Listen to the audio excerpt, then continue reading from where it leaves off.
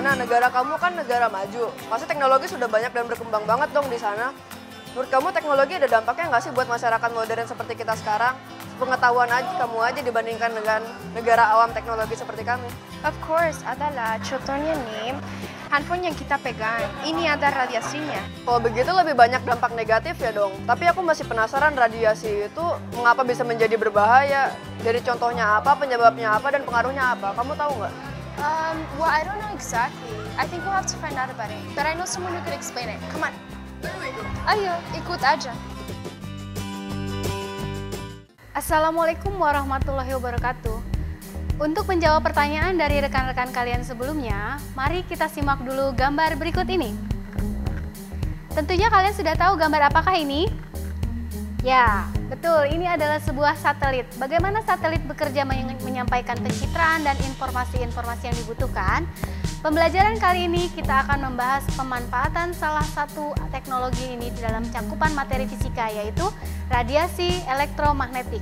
Sumber radiasi elektromagnetik berasal dari cahaya atau sinar matahari. Gambar berikut adalah ilustrasi yang menampilkan spektrum gelombang elektromagnetik serta pengelompokan sinar tidak tampak dan sinar tampak yang kita kenal menghasilkan pencitraan benda dengan karakteristik warna-warna pelangi. Spektrum gelombang elektromagnetik berdasarkan perbedaan panjang gelombang dan frekuensi dapat diuraikan seperti tampak pada gambar di samping.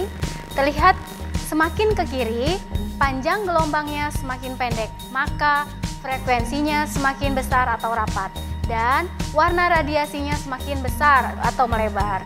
Nah, gimana? Kalian sudah memahami apa itu gelombang elektromagnetik dan spektrumnya, bukan? Apakah kalian sudah tahu apa sih manfaat dari gelombang elektromagnetik pada kehidupan sehari-hari, serta pemanfaatan dari radiasi gelombang elektromagnetik? Stay tune ya! Gambar berikut merupakan contoh pemanfaatan gelombang radio untuk komunikasi satelit, di mana memanfaatkan sifat gelombang UHF dan VHF yang dapat menembus lapisan atmosfer atau lapisan ionosfer, sehingga dapat mencapai satelit. Berikutnya, pemanfaatan gelombang mikro. Gelombang mikro atau yang biasa disebut microwave merupakan gelombang radio dengan frekuensi paling tinggi, yaitu dapat mencapai 3 kali 10 pangkat 9 Hz. Fungsi dari gelombang mikro antara lain untuk pemanas microwave, untuk menganalisa struktur atomik, mengukur kedalaman laut. Gelombang mikro juga digunakan dalam rangkaian televisi dan komunikasi radar atau radio detection and ranging. Gelombang radar diaplikasikan untuk mendeteksi suatu objek, memandu pendaratan pesawat terbang, membantu pengamatan di kapal laut, pesawat terbang pada malam hari atau cuaca kabut, serta untuk menentukan arah dan posisi yang tepat. Gambar berikut adalah gambar cahaya inframerah yang memiliki frekuensi antara 10 pangkat 11 sampai dengan 10 pangkat 14 Hz, atau pada daerah panjang gelombang 10 pangkat min 3 meter sampai 10 pangkat min 6 meter.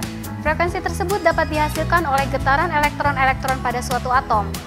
Kegunaan dari sinar inframerah yaitu untuk terapi fisik, menyembuhkan penyakit cacar dan encok atau physical therapy, untuk fotografi pemetaan sumber daya alam, mendeteksi tanaman yang tumbuh di bumi dengan detail, fotografi diagnosa penyakit, dan juga digunakan pada remote control berbagai peralatan elektronik alarm pada sistem keamanan. Untuk mengeringkan cat kendaraan dengan cepat pada industri otomotif, di bidang militer, sinar inframerah dimanfaatkan satelit untuk memotret permukaan bumi meskipun terhalang oleh kabut atau awan dengan bantuan teleskop satelit inframerah seperti tampak pada gambar berikut ini.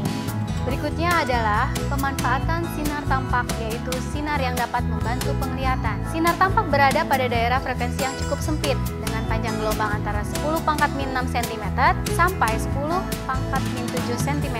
Dengan spektrum warna memulai dari panjang gelombang terbesar, yaitu merah, jingga, kuning, hijau, biru, nila, dan ungu. Manfaat dari cahaya tampak antara lain membantu penglihatan mata manusia. Selanjutnya, pemanfaatan sinar ultraviolet. Sinar ultraviolet dihasilkan oleh atom-atom dan molekul dalam nyala listrik dan memiliki frekuensi antara 10 pangkat 15 sampai 10 pangkat 16 Hz. Matahari merupakan sumber utama dari sinar ultraviolet dan lapisan ozon di atmosfer berfungsi menyerap sinar ultraviolet yang dihasilkan oleh cahaya matahari untuk proses fotosintesis pada tumbuhan dan membantu pembentukan vitamin D pada tubuh manusia. Pemanfaatan sinar X atau sinar Röntgen. Sinar X banyak digunakan dalam bidang kedokteran, yaitu untuk memotret organ-organ dalam tubuh tulang, jantung, paru-paru, melihat organ dalam tanpa pembedahan. Fotorongsen, pemanfaatan sinar gamma. Sinar gamma merupakan sebuah bentuk radiasi mengionisasi. Mereka lebih menembus dari radiasi alfa atau beta. Keduanya bukan radiasi elektromagnetik, tapi mengionisasi. Manfaat sinar gamma antara lain adalah: 1. Di dunia kedokteran untuk terapi kanker, sterilisasi peralatan rumah sakit, di bidang pertanian, pembuatan varietas tanaman unggul tahan penyakit dengan produktivitas tinggi. Setelah kita mengetahui manfaat radiasi gelombang elektromagnetik, marilah kita simak tentang bahaya dari radiasi elektromagnetik dalam kehidupan sehari-hari dan ilmu pengetahuan. Apa sih bahaya dari radiasi elektromagnetik? Simak yuk. Beberapa tahun terakhir, telah banyak yang memperbincangkan tentang bahaya radiasi elektromagnetik. Di antaranya, laptop banyak dilengkapi dengan Wi-Fi wireless fidelity. Ada dampak negatif terhadap kesehatan.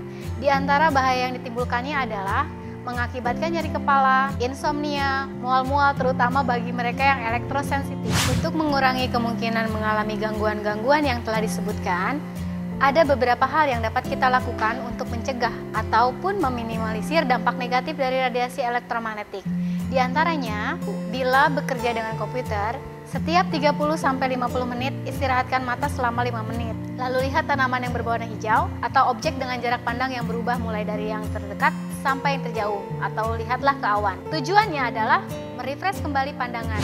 Semoga dengan pembahasan tentang radiasi elektromagnetik ini, kita semua lebih bijak menyikapi perkembangan teknologi dan mampu meminimalisir dampak negatif dari pemanfaatan radiasi yang ditimbulkan.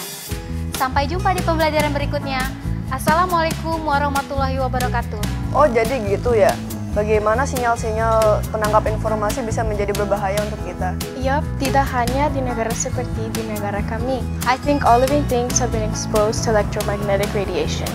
Itu bagaimana tinggal kita untuk menghadapinya aja, agar tidak terlalu lebay atau berlebihan. Selain itu tinggal disesuaikan saja dengan aturan demi pencegahan terjadinya hal yang negatif. That's true. That's my hope. Now it's time for break. Let's